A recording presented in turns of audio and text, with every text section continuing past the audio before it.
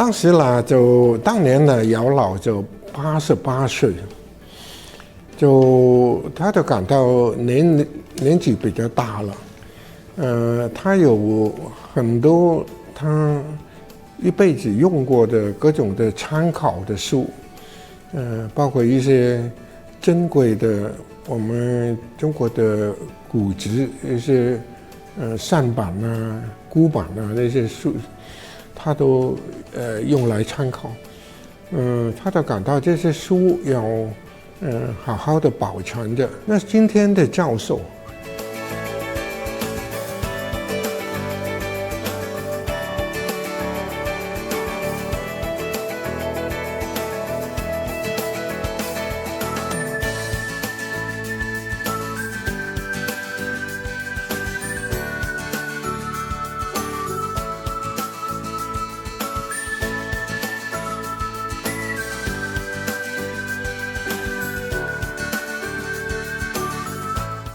他主要的工作是要推动他的研究，出论文，出研究成果。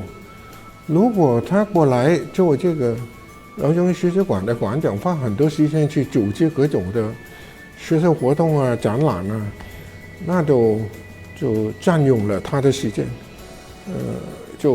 他不一定想把时间放在这些工作上。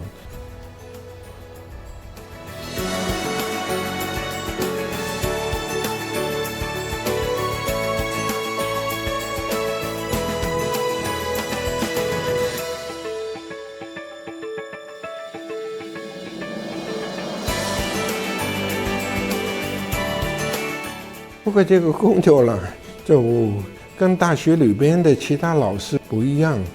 这个馆长是没有工资待遇的，是一个义务工作，是一个义工。我就是一个老义工。